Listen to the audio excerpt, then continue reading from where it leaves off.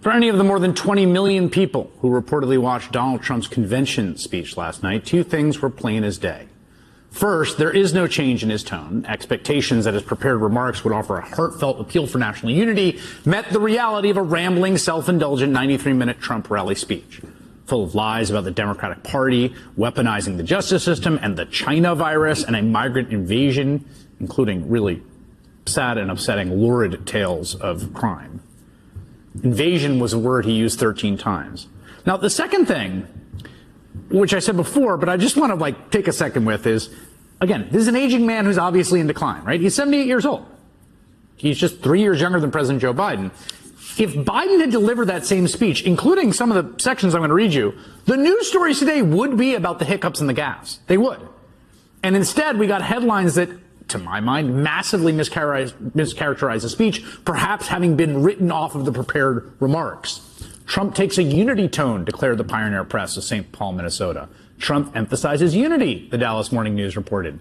Boston Globe, quote, in a departure, Trump calls for unity healing in America, with a subhead that says Trump describes assassination attempt, says God was on his side. Now, that part is true.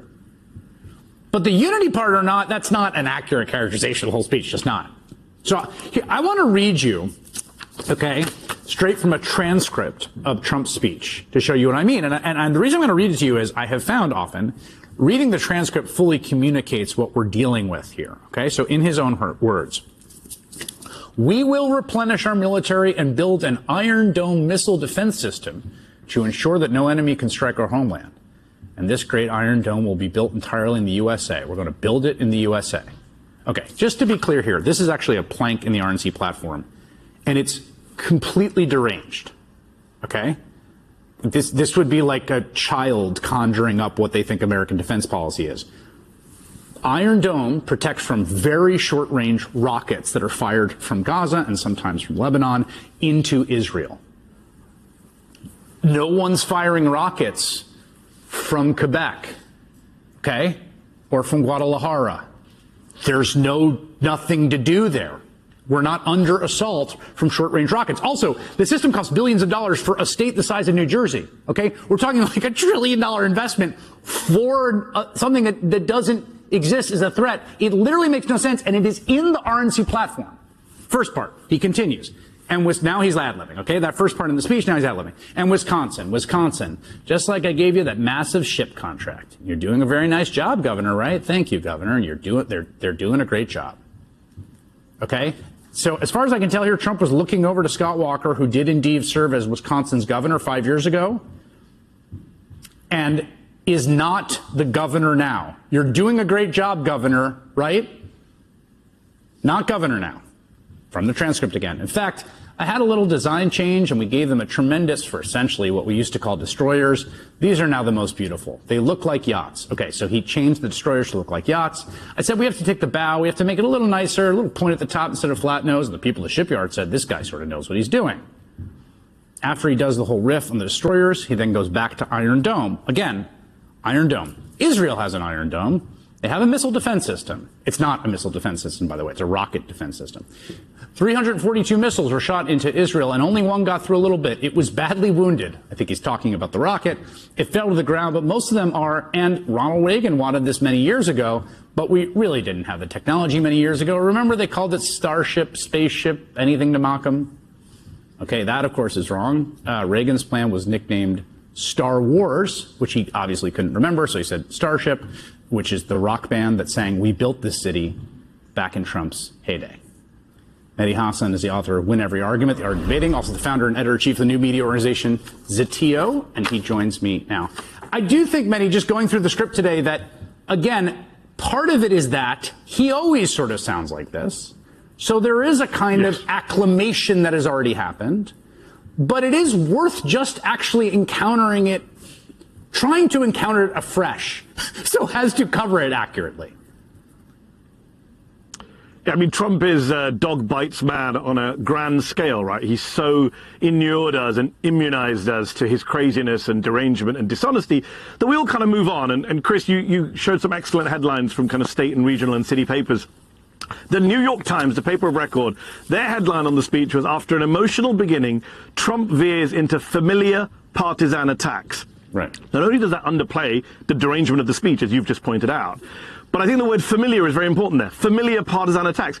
Journalists don't like familiar, right? They don't want familiar. They want new and shiny. And Trump's insanity and bigotry and dishonesty is all very familiar. So we've just normalized it. We've normalized the abnormal. We've mainstreamed his extremism.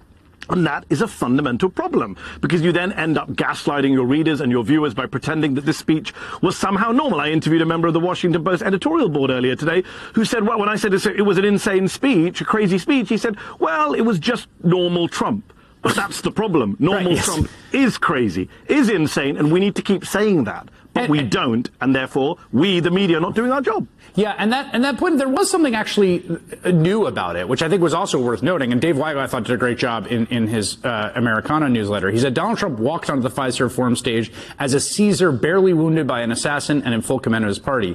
He walked off with comparisons to Castro.